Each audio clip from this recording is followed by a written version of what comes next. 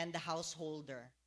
I request once again, katong convenient lang para sa inyo ha, but if you find it good nga mag-ingkod, it's okay. But let us just rise up and let us read the scripture that will be flashed on the screen responsively. I will be reading to you 47, and we all going to read 52. Again, the kingdom of heaven is like unto a net that was cast into the sea and gathered of every kind.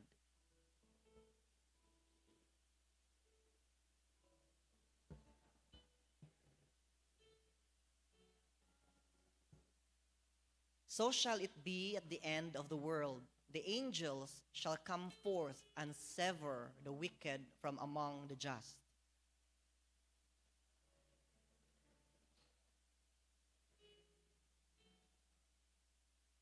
Jesus said unto them, Have ye understood all these things? They say unto him, Yea, Lord. Let us read all together. Then said he unto them, Therefore every scribe which is instructed unto the kingdom of heaven is like unto a man that is a householder, which brings forth out his treasures, things new and old. Let us bow down our head. Father God, we thank you, Lord, for this wonderful day and opportunity, indeed, for each and every one of us to receive heavenly revelation, Lord God, that is from your word. We pray, Father God, that you're going, Lord, to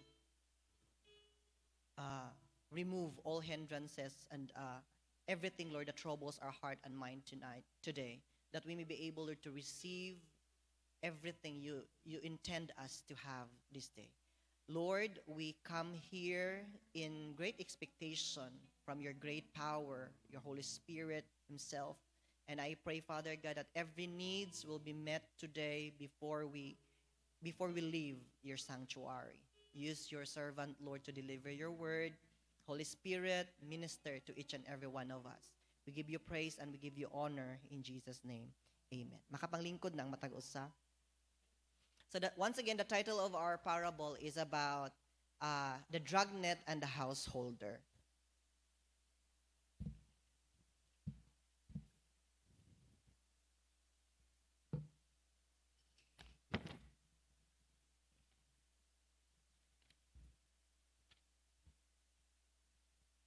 Sa loading ang ako ang copy.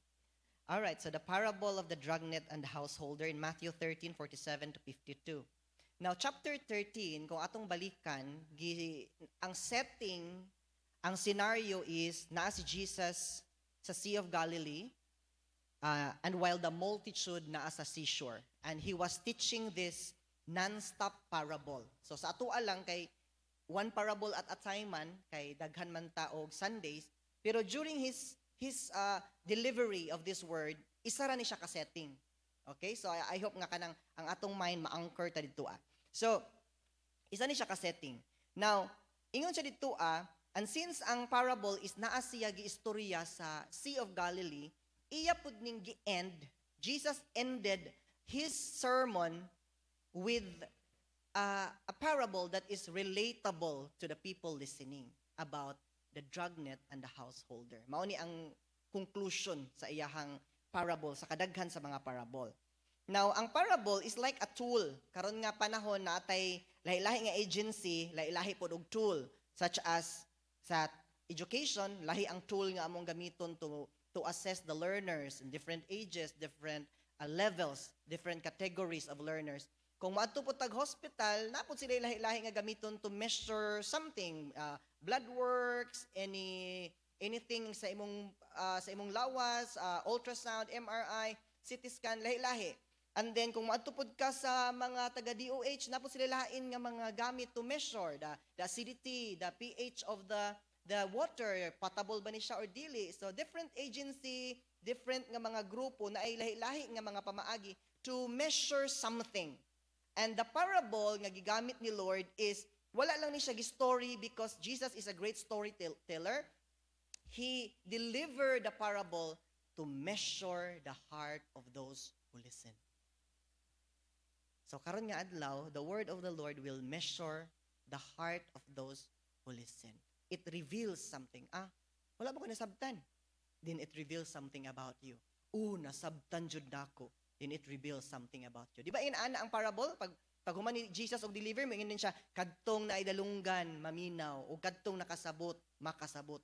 Subot pa sabot na ay duha ka buok nga butang that the parable reveal. It's like a tool that will reveal the situation of our heart, whether we are receptive or rejecting the truth from the word of the Lord. So today, I am hoping that in God's goodness, our hearts are prepared for the word that will be delivered to us today. In Hebrews 4:12, ningon siya, for the word of God is living and active. Ang pulong sa Ginoo, buhi siya. Living and active, sharper than any double-edged sword. It penetrates even the dividing soul and spirit, joints and marrow. It judges the thoughts and the altitude of the heart. Mao nang sometimes na ay mga word, last time, di ba, sa James ni Pastor Ed, I really understand niya, kaning mag-deliver ta sa word sometimes, kanang makaingon tag kitay na igo, pero wala biya kabalo ang pastor nga nag-deliver, ana, is just reading the word and revealing the revelation to you, the Holy Spirit. Wala, kumbaga walay personal, pero sometimes, maigo ta, di ba?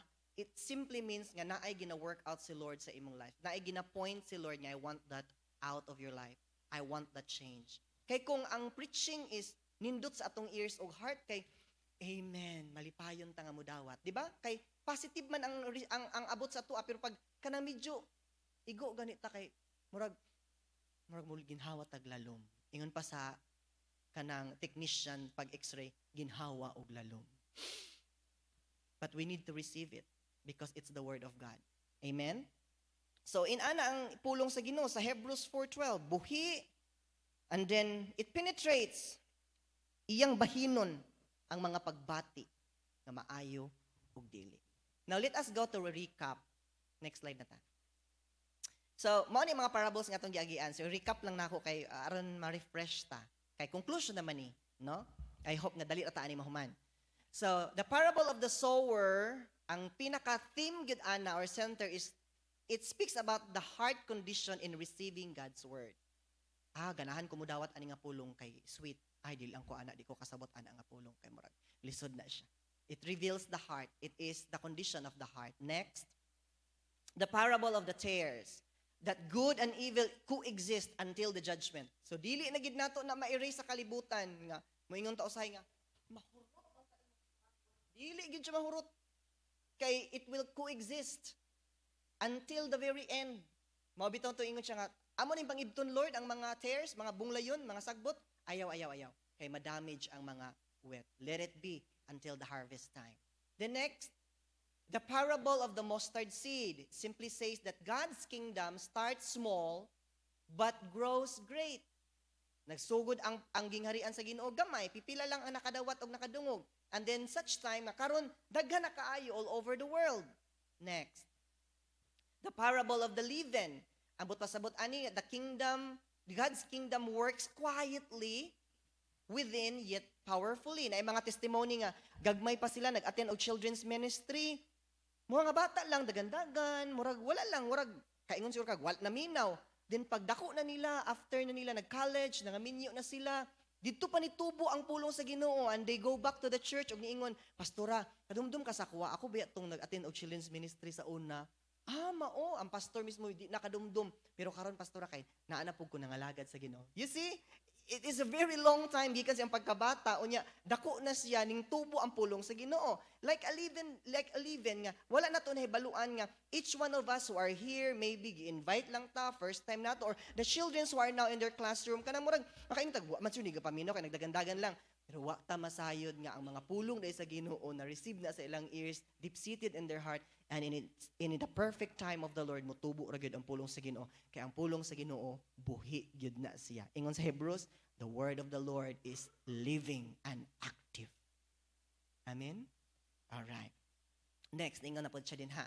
The parable of the hidden treasure. O bago-bago ra natin nahuman that God's kingdom, the kingdom of God, typo, ingon pa sa Senate, is worth giving up. So, Kay nakita niya ang maayong butang, pwede nimo ikambyo ang tanan. Pero wa tani ingon nga bihaan nato ang tanan kung labi nang Ginoo naghatag ni ana, ayaw bihai. Gani iuban nimo ang Ginoo sa tanan nimo mga decision making. Pero naay mga butang sa atong kinabuhi nga worth it biyaan para sa gingharian sa Dios. And I will say nga an example that I have experienced before nga akong balikon tong giingnan ko nga nabuang na siguro na kay biyaan ni ang trabaho kay para mamastor. It's just like that one nga biyaan nimo ang opportunity nga maayo because you know it will compromise you or giuna nimo ang mas maayong butang diha sa atong buhi nga Dios. Next, the parable of the pearl of great price, that Christ and His kingdom are of incomparable value. Ang value sa gingharian ni Lord o si Jesus Christ Himself is walay may katandi ni ining kalibutana. Ingon pa sa kanta, why makatandi sa pagkamaayo mo nga dili mausab. Sayop na akong lyrics. Next na ta. The parable of the dragnet. Nga diri ta karon mag-focus. Ang parable of the dragnet, ang core niya is about the separation of the righteous and the wicked. Dili naman ta apil anak kay we are all righteous man. Amen. By God's grace nanagid ta din nanata din. But later on, I'd like to it's not like about judging or it's not like about giving confusion, but I would like to give in our minds and heart nga ma-evaluate na to atong kagalingon pag-asa na gid ta sa ato ang walk with the Lord. Okay? All right. The next is the parable of the householder, that the wise use the old and new truth for God's word. Kanang ang mga anak sa Ginoo, kanang kabaluta nga from Genesis to Revelation, Jesus Christ is revealed in the scriptures. Nga kanang ayaw na mo tutuoan ng Old Testament kay na naman ta sa New karon. No, the Old Testament and the New Testament they go together. The New Testament proves what is being stated or prophesied in the Old Testament. In relationship, dili pwede nga si akon nimo ang pikas. So, the people who are knowledgeable of the word of the Lord must exercise this one, that being wise. Okay? Next, tayo sa lupad-lupad akong kopya.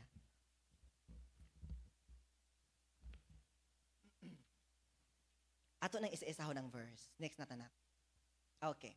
And again, the kingdom of heaven is like unto a net that was cast into the sea and gathered of every kind. Now, note those things nga akong gibold ug ako ang gi-underline o naka-highlight, no. So, the kingdom of heaven is like unto a net. Sa lain nga translation, gi-compare siya into a dragnet. Unsay difference aning dragnet? Kaning dragnet paglabay sa fisherman didto sa dagat or body of water, i-drag niya tanan to the bottom of the ocean. Kanang pati mga sand ug unsay naa didto sa ilalum. Dili siya pareho ana bitang surface kanang fishing nga pagkakita nimo nga naay mga pusit, naay mga tamban, labayan nimo dinha og kanang net kadto ra makuha. Kini siya is usually naa ni siya sa a little bit shallow nga maukay gyud ang kina bottom, ang kanang yung pinakasalog sa kanang dagat. So imagine nato nga kung unsay naa didto mahagip gyud og matakos tanan sa dragnet. Now ingon siya dito it was cast into the sea. The sea represents the world, kalibutan. The net represents the gospel. And today, the word of the Lord is preached all over the world. Now, pag research nako, we still have 27.7, if I'm not mistaken, diha nga range. 27.7% of the population of the world nga wala pa nasangyawan sa pulong sa Ginoo.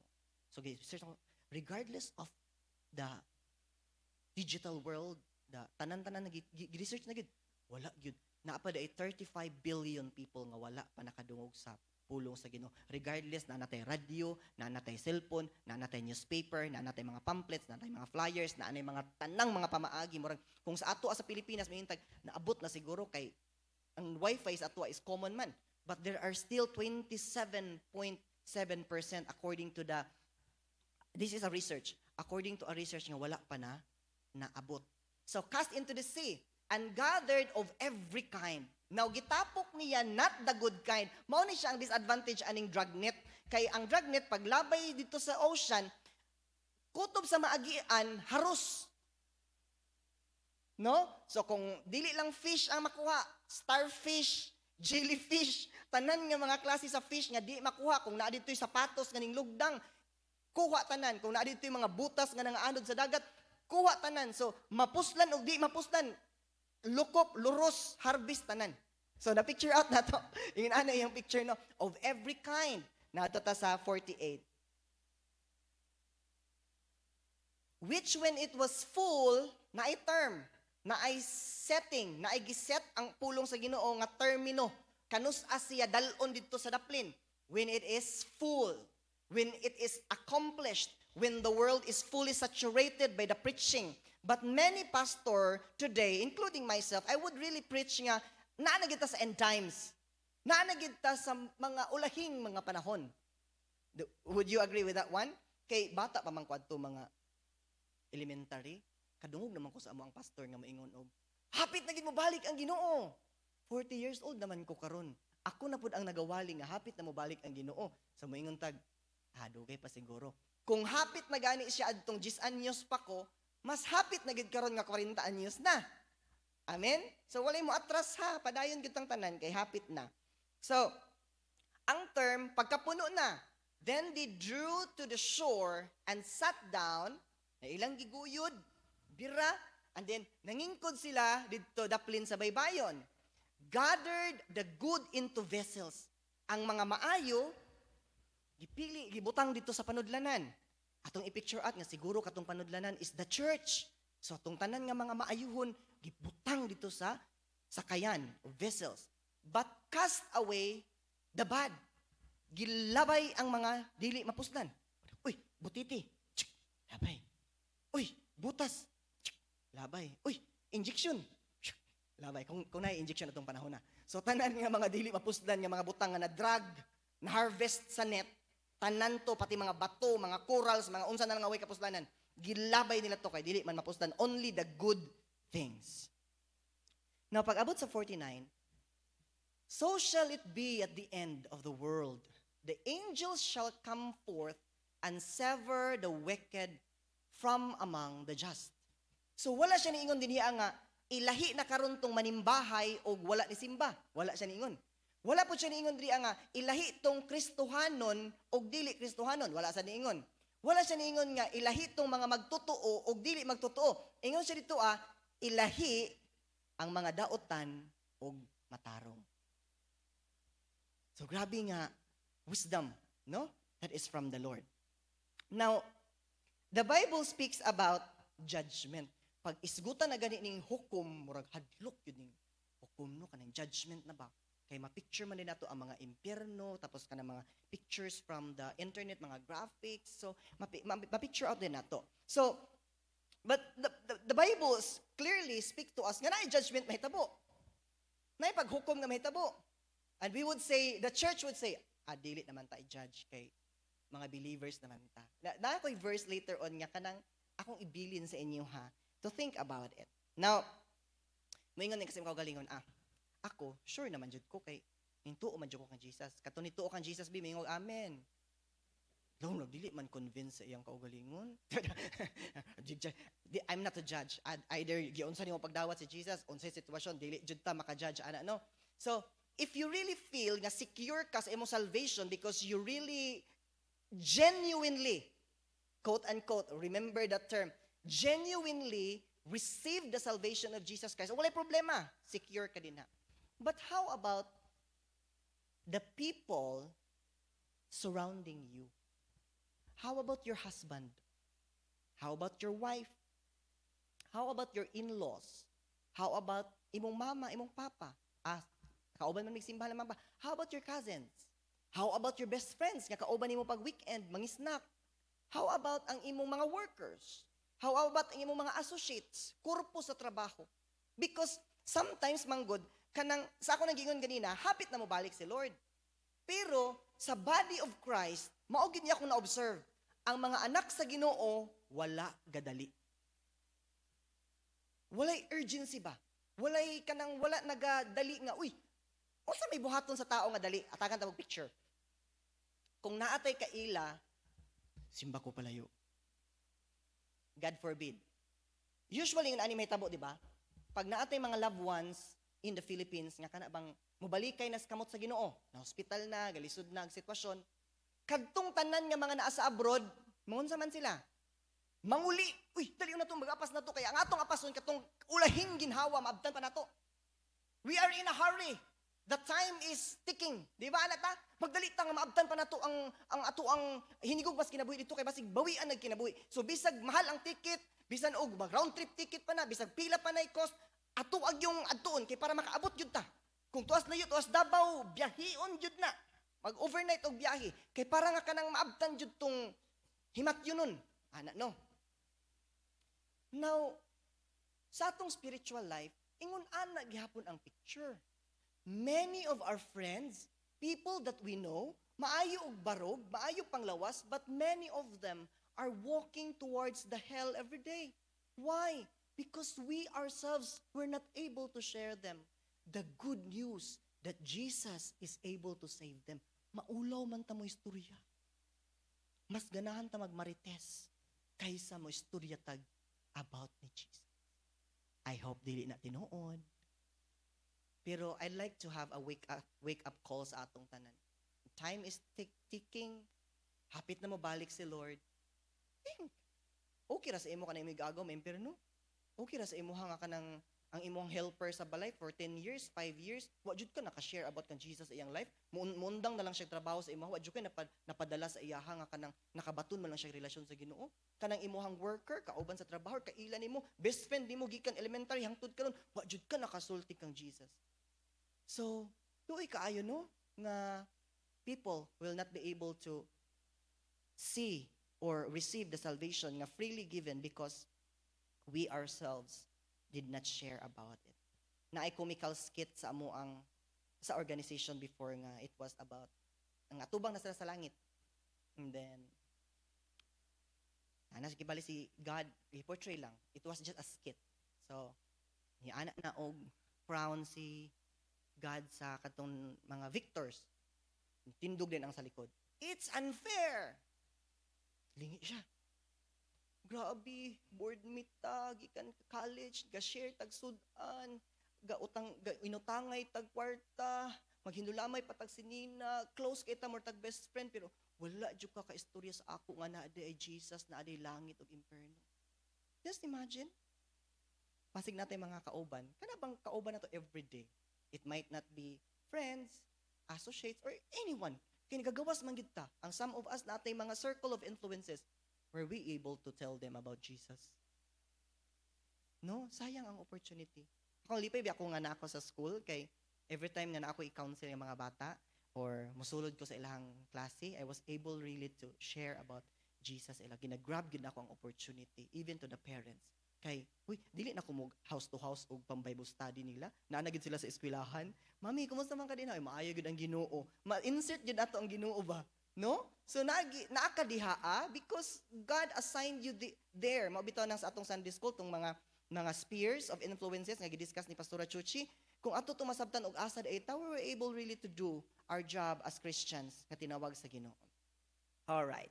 So kung moingon ta nga sila pastor kay iya bitaw tag kaluwasan. Tinuod man pud na no? Iya man jud tag kaluwasan. Ako di ako makaluwas akong asawa. Ang ako mga anak di pud dako na sila maluwas. They will eventually a time in their lives kinahanglan na dawaton si Jesus Christ as their Lord and Savior. Pero kung atong kasing-kasing ingon ana bitaw, di na ako mag-share at least ako okay na ko. Sila bahala na sila. Bahala sila. Well, I would say nga ang imong kasing-kasing wala na haom sa kasing-kasing ni Kristo. Because the power of salvation ni Christ is transformative. It will change us. Ingon bitaw si Jesus Christ sa Ezekiel, si God sa Ezekiel, I will give you a new spirit, I will give you a new heart, my heart. So kung dili ta pareho og beating sa kasing-kasing, atong i-check again kung nadawat ba gid nato si Jesus Christ sa ato ang kinabuhi. Mao nang I would say nga, I'm not judging you kung nadawat niyo si Jesus Christ og kanus or asa nga points yung kinabuhi, but I'd like us to reflect on our lives kung we are really have that genuine connection with the Lord. Kay ma-compare man nato. Kung adto bitata, palit og tambal. Mapalit jud og tambal katong branded, 'di ba? Kay kanang mahal siya pero ang effectivity target jud. Pero og adto tag mga generic murag taod-taod pang epekto kay daghang fillers. So makita nato ang genuine faith o katong dili tinuod nga pagtuo, it really matters. Kay transformative gyud ang gahom sa pulong sa Ginoo. Now, niadto na ta sa 50. And there shall be wailing and gnashing of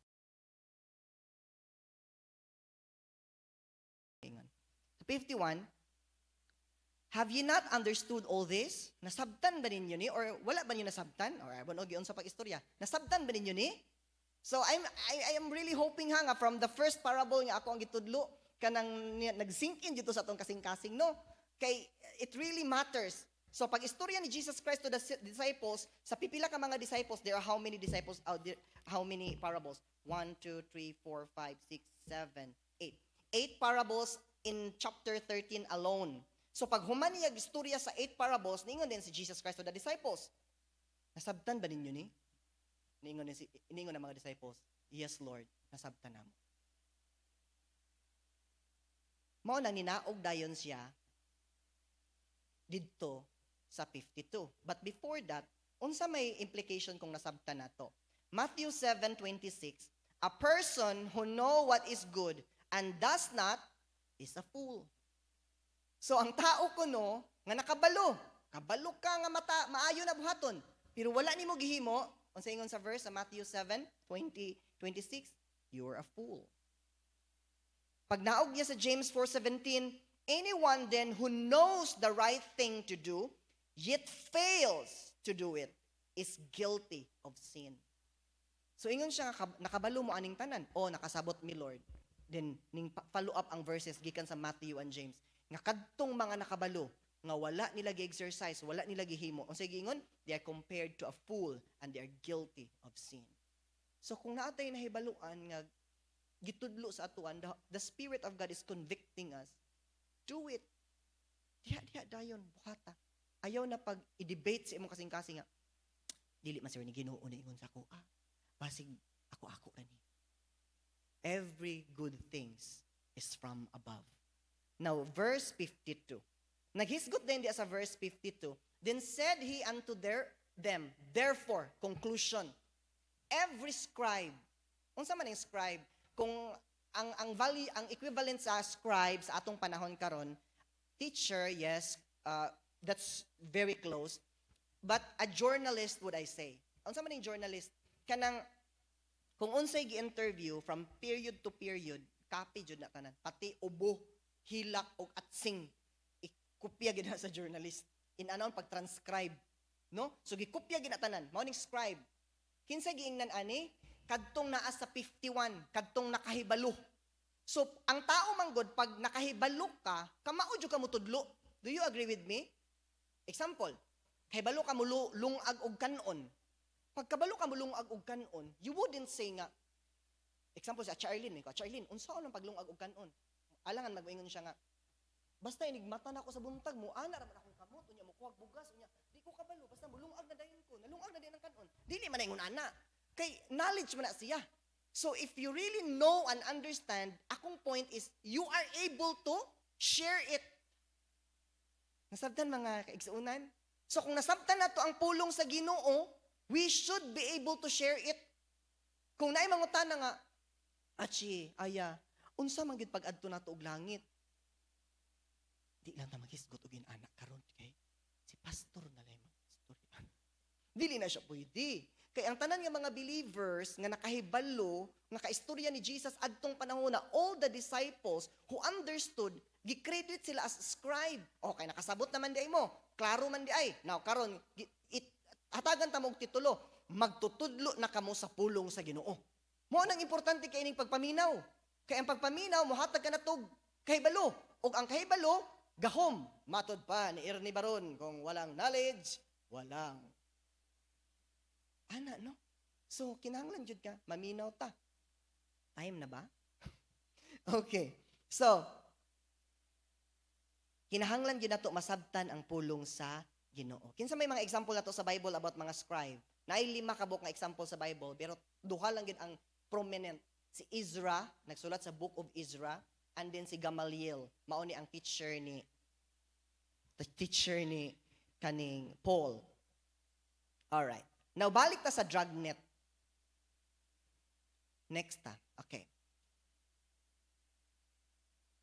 Okay.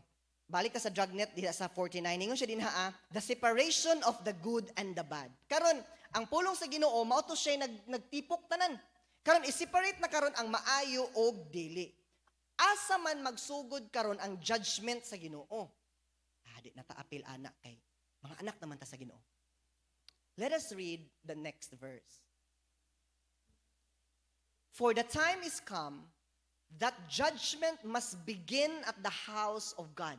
Asa magsugod ang judgment? House of God. Asa man ang house of God? The church, the people of God.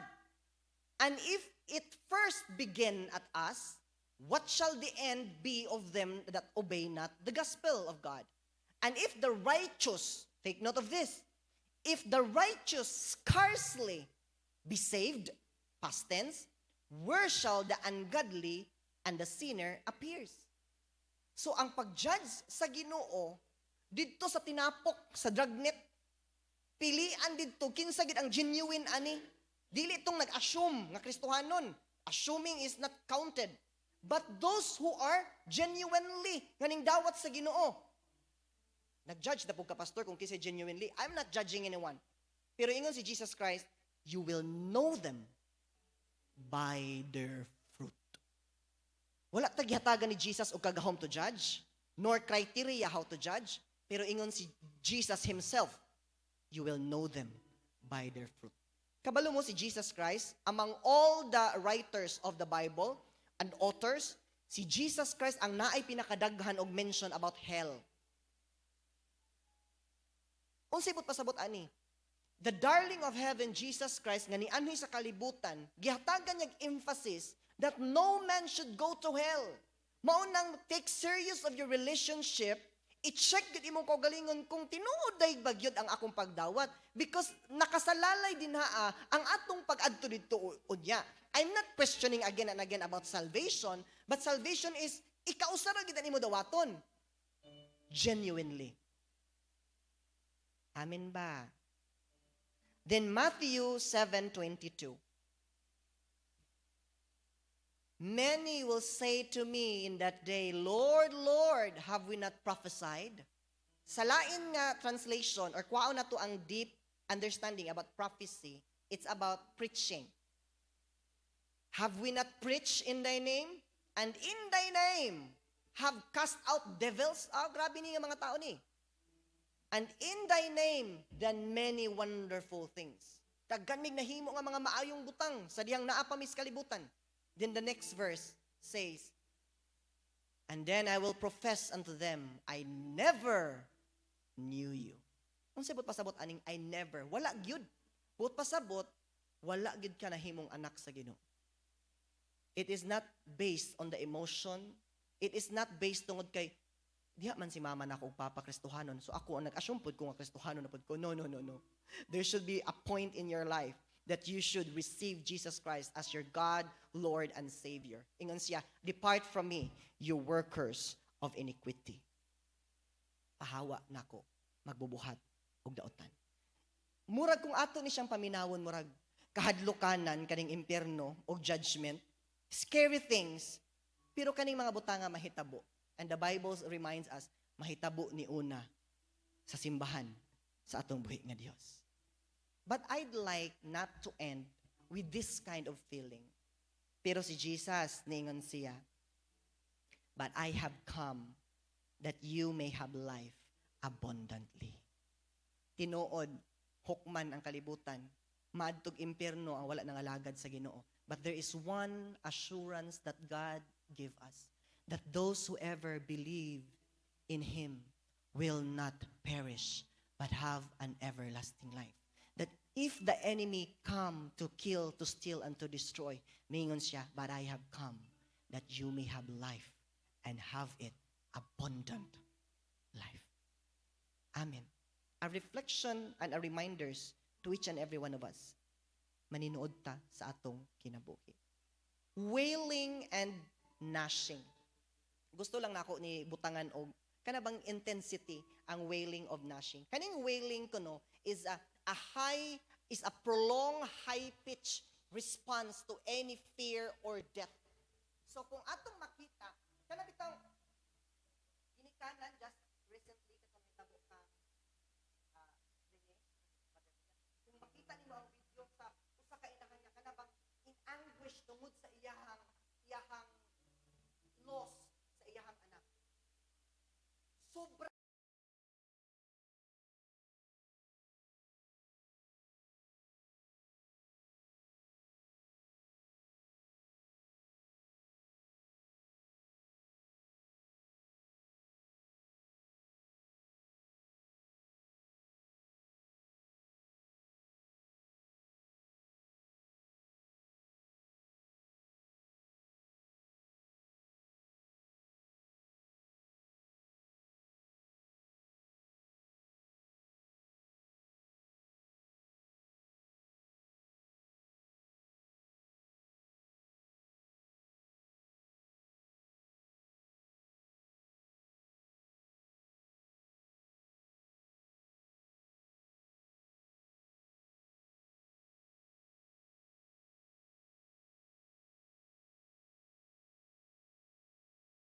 simba naman tanaw ko pero wala din ako nahatag akong tibuok kinabuhi kang Kristo.